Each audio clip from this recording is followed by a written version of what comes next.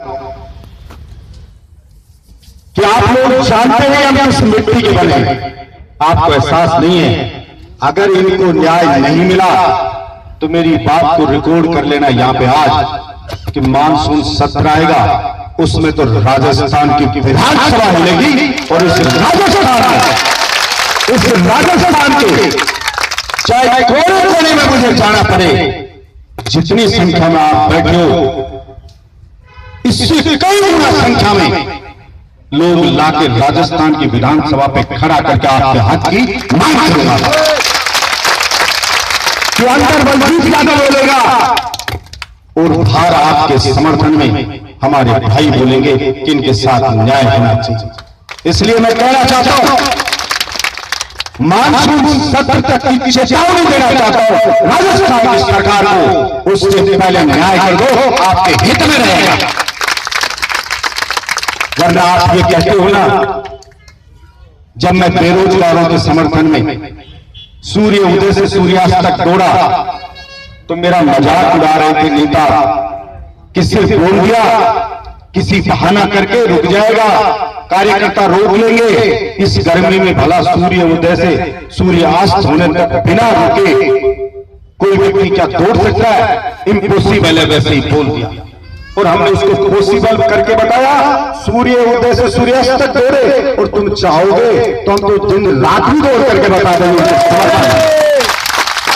इसलिए आप हमारे जुनून को जानते नहीं हो, आप बलजीत यादव के जुनून को जानते नहीं हो, इसलिए मैं कह रहा हूं। और जो बलजीत यादव कहता है वो तलवार की धार पर चल के अपने वतन को निभाता है। मैं आपको कहना चाहता हूं और मैं मुख्यमंत्री जी से मिलकर बोलूंगा कि आप इनको नौकरी के ऊपर लगाओ, इनको भेज नहीं सकते घर पे ऐसे। और मेरी बात नहीं मानी तो मैं नफा नुकसान की परवाह नहीं करता हूं। मैं कोई राजनीति करने के लिए विधानसभा में नहीं आया कि राजनीति करने आया हूं। मैं कभी किसी पार्टी नेता की वोट की बात नहीं करता। मैंने हमेशा जनता के, बेरोजगारों के, कर्मचारियों के हक की बात को किया। मैं वो भी बताना चाहता हूं, चाहे कुछ भी हो, लेकिन मैं दावे के साथ कहना चाहता हूं, दृढ़ता के साथ कहना चाहता हूं, जिम्मेदारी के साथ कहना चाहता हूं कि पूरे राजस्थान के कोने कोने में इस आवाज को बुलंद कर देगा बलजीत यादव मानसून सत्र। इसलिए जो कोई ब्यूरोक्रेट, जो कोई गुमराह कर रहे हैं आपको, जो कोई अंडर एस्टिमेट कर रहे हैं हमारी ताकत, जो कोई ये बताना चाहते हैं कि हम गरीब किसान मजदूरों के बच्चे हैं, हम तो अन्याय सहते आए, हमें सहने की आदत है, तो आप उनके बहकाव में, उनके भुलाव में, उनकी गलतफहमी में नहीं रहना, क्योंकि वक्त बदल रहा है और किसान का बेटा है वो जागरूक हो रहा है। इसलिए आप किसी के बहकाव में आके धोखा नहीं खा जाओ, उसके लिए मैं सावचेत करने के लिए आया हूं सरकार को। मुझे पूरा विश्वास है कि सरकार हमारी बातों को, आपकी मांग को बहुत गंभीरता से लेगी और अब अति होगी। 23 दिन का समय कम समय नहीं होता है। अरे कोई भी राजा हो उसको इतने अहंकार में नहीं रहना चाहिए। चाणक्य ने भी कहा था कि जब जनता सड़कों पे आके किसी बात की मांग करनी चाहिए तो राजा को चल के जाना चाहिए। कितने लोग जनता सड़कों पे नहीं और जब सड़कों में जनता खड़ी है, इस गर्मी में खड़ी है, इतनी संख्या में खड़ी है, तो निश्चित रूप से उनकी मांग चाहिए और चाहिए मांग को पूरा करना होगा। क्योंकि राजा है, उसका दायित्व है, उसका कर्तव्य है, इसलिए अपने कर्तव्य का पालन करना चाहिए। ये कहना चाहता हूं। सरकारें हम बनाते हैं, कोई अपने मामा के घर से पावर नहीं लेके आता है, पावर हम पैदा करते हैं और जब पावर पैदा करता है वो पावर को लेना भी जानता है। इसलिए किसी को भी यह अहंकार नहीं होना चाहिए कि पावर कोई बपूती है जो परमानेंटली दादा लाई चाहिए। ये पावर इन्हीं लोगों की दी हुई है, यही पावर देते हैं और यही पावर लेते हैं। सरकारों को ध्यान देना चाहिए, ये बताना चाहता हूं। मुझे विश्वास है कि हमारी बात को सरकार गंभीरता से लेगी और नहीं लेगी। मैं सरकार को मैं तो 5 दिन का समय देता हूं। 5 दिन में अगर गंभीरता से नहीं लिया, आपकी मांग नहीं मानी, तो मैं मेरे मिशन पे काम चालू कर दूंगा कि मानसून सत्र नजदीक आने वाला है। सरकार को पता लग जाएगा कि सरकार ने कितना बड़ा नुकसान कर लिया है। क्या आपको 5 दिन बाद आप थोड़ा धैर्य रखना।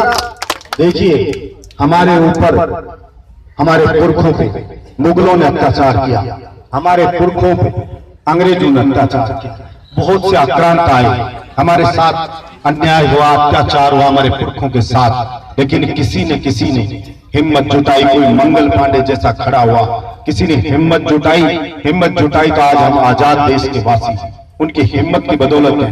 हो सकता है मैं नहीं कहता, क्योंकि मैं खुद कोई मुख्यमंत्री नहीं हूं कि मैं कह दूं, हो सकता है ना करें, अहंकार बड़ी चीज होता है, सरकार की ताकत में मदहोश बड़ी चीज हो सकती है, आपकी मांग को नहीं माने, हो सकता है 1%, हालांकि मुझे 99% नहीं लगता कि कोई ऐसी भी मूर्खता करेगा कि आपकी मांग को नजरअंदाज करे, लेकिन अगर 1% नहीं माने तो आप दिल को छोटा मत करना, कमजोरी मत करना। मैं कह रहा हूं पूरा जो बोल रहा हूं तो होगा कि मानसून सत्र की सरकार को हिला के रख देंगे हम, सरकार को कि मांग माननी पड़ेगी आपकी। ऐसा कमजोरी बिल्कुल मत लाना कि साहब हमारा तो कुछ नहीं होगा, कोई नहीं सुनेगा, सुनना ही पड़ेगा। और अगर सरकार को सर गिराने की जरूरत है तो आप लोग अकेले नहीं हो, आपके साथ हम सभी हैं, हमारे दूसरे भाई हैं, उनको भी खड़ा करेंगे कि आज एक के साथ अन्याय हुआ, कल दूसरे के साथ होगा, परसों तीसरे के साथ होगा, फिर चौथे के साथ होगा। इसलिए अब सिर्फ बात आश्वासन सबका समय खत्म हो गया और धैर्य की भी एक सीमा, एक लिमिट होती है। इसलिए तुरंत सरकार को सहानुभूति रखते हुए इनकी मांगों को पूरा करना चाहिए। और वो कोरोना फिर दोबारा से आ रहा है और फिर आ गया, फिर कटोरा लेके आ गए, भाई आओ मर गए, आओ फिर क्या करोगे।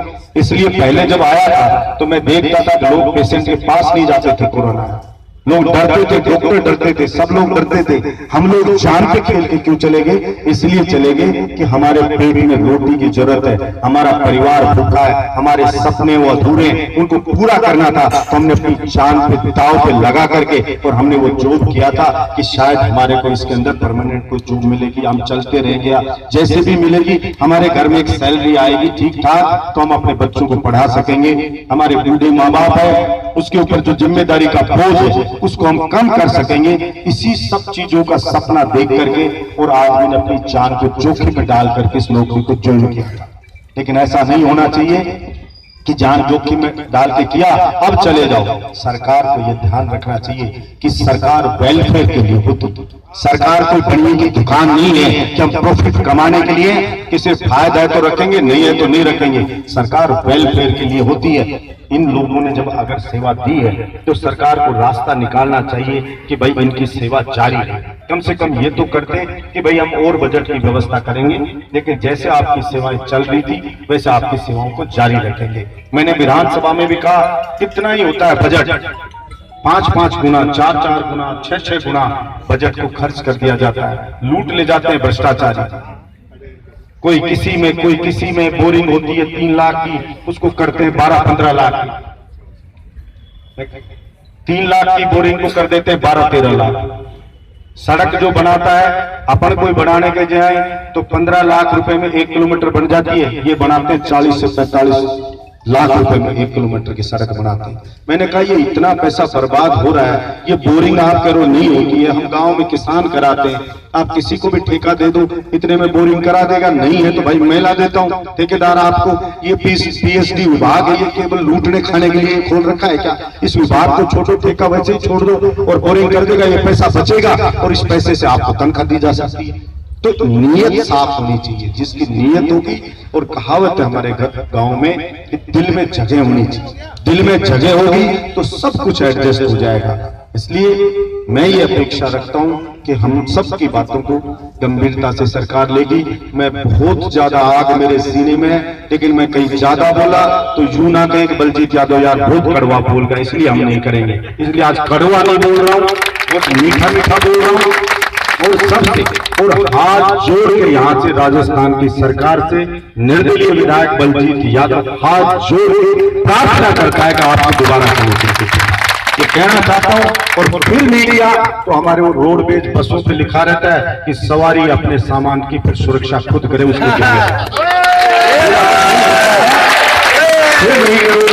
तो फिर कम से कम बलजीत यादव को कोई ये दोष नहीं देगा कि यार ये बलजीत यादव ने इतनी खिलाफत में क्यों खड़ा हुआ, ये इतना भयंकर ढंग से आक्रामक क्यों हो गया। ये जिम्मेदारी उन लोगों की होगी जो लोग गुमराह कर रहे होंगे, कि हमारी शक्ति कम है या हम धीरे धीरे चले जाएंगे, इनकी संख्या घट रही है और घट जाएगी, तो ये समझो इनकी संख्या नहीं घटेगी, ये आपके वोटों की संख्या घटती जा रही है, इनकी संख्या नहीं घट रही है।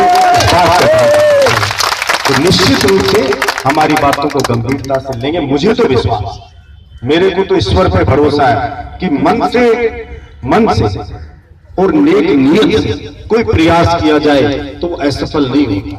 तो इसलिए हम नेक नियत से, मन से ये प्रयास कर रहे हैं। मैंने जगह जगह पे सरकार के नुमाइंदों को समझाने का प्रयास किया। जब मैं आपके बीच में आया था, मैंने प्रयास में कर रहा हूं, लगातार प्रयास जारी है। इसलिए अब मैं कहना चाहता हूं, अब अति हो गई है, सहन शक्ति जवाब देती है। मेरे को अभी भी ख्याल रहता है, मुझे अपराध बोध सा आता है और मैं अपने आप को बड़ा कमजोर सा महसूस करता हूं कि यार ये लोग देखो इस गर्मी में बैठे, अभी तक इनका निर्णय नहीं हुआ। लेकिन विडंबना है समाज, विडंबना कि जिसके पास झाड़ है उसके पास चने नहीं है, और जिसके पास चने हैं उसके पास झाड़ है। ये विडंबना है समाज की। लेकिन फिर भी हमारे पूर्वज लड़ते आए। शायद ईश्वर हमारी कोई परीक्षा लेना चाहता है, ईश्वर भी हमारा इम्तिहान लेना चाहता है। हम तो इम्तिहान हमारे पूर्वज देते आए, हम भी देते रहेंगे, लेकिन टूटेंगे नहीं, झुकेंगे नहीं, हार मानेंगे नहीं, ये मैं आपसे कहना चाहता हूं। इसलिए आप तो हार नहीं माना, आप तो डटे रहना, डिमोरलाइज नहीं होना। कोई डिमोरलाइज करे, डिमोरलाइज नहीं होना। ये देश हमारा है, ये प्रदेश हमारा है, और हमारा हक है इस प्रदेश की संपदा के ऊपर। ऐसा नहीं है कि एक आदमी तो अरबपति बनता जा रहा है और एक आदमी को बेचारे को नौकरी नहीं मिल रही है 2 जून की रोटी चलाने के लिए। मैंने विधानसभा में कहा कि कोई आईएएस की नौकरी लगता है, आईएएस आपको पता है उसकी कितनी तनख्वाह होती है, और थोड़े दिन बाद ही वो 5-10 हजार करोड़ का मालिक हो जाता है। क्या सरकार पूछ नहीं सकती कि उसके घर में मर्सिडीज कहां से आ गई? क्या सरकार पूछ नहीं सकती ये बंगला कहां से खड़ा हो गया? सरकार पूछ नहीं सकती कि उसके बच्चे विदेश में कैसे पढ़ रहे हैं? पूछना चाहिए सरकार को। और मैंने कहा नहीं पता तो मैं बताता हूं किस किस आईएएस की कितनी प्रॉपर्टी पड़ी है, जब्त करे सरकार उसको। लेकिन ये मिला जुला खेल ज्यादा दिन नहीं चलने वाला है, ज्यादा दिन चलेगा। इसलिए अब आपसे इतना ही कह कि मेरे बहुत कुछ गुबार है, पर मैंने कहा ना मैं सहन करे रह रहा हूं कि आपका काम हो जाए। इसलिए मैं तो हाथ जोड़ जोड़ के और वेट करना चाहता हूं। मुझे ध्यान है कि सरकार मेरे को अच्छे से जान गई होगी कि बलजीत यादव किस नेचर का व्यक्ति है, तो वो समझ जाएंगे इस बात को कि मैं शांति से भी बहुत पहले समझाते हैं, फिर थोड़ा सा धमकाते हैं, और फिर भी नहीं माने तो फिर हम ट्रीटमेंट करने में विश्वास रखते हैं, कहीं ऐसा ना हो कि बात ज्यादा आ रहा। आपकी मांग जल्दी पूरी होगी, इन्हीं शुभकामनाओं के साथ और इसी आशा के साथ मैं मेरी वाणी को विराम देता हूं, और आप सबको पुनः सैल्यूट करता हूं। आप बहादुर लड़के हो, बहादुर लड़कियां हो, बहादुर महिलाएं हो। आपके माता पिता ने ईमानदारी की रोटी आपको खिलाई। जो ईमानदारी की रोटी खाता है उसमें लड़ने का मादा होता है, आप में लड़ने का मादा ईमानदारी की रोटी खाई। इसलिए निश्चित रूप से आपकी मांग पूरी होगी। और कोई मेरे लायक कोई बात हो तो वैसे तो मैं अंबानी अडानी हूं नहीं, फिर भी भाई आपके लिए मैं क्या कर सकता हूं। मेरे लायक कोई भी बात हो तो मुझे आप बताना जरूर, मैं आपके हमेशा साथ था, साथ हूं और आपके साथ रहूंगा। ये आपको बहुत बहुत धन्यवाद।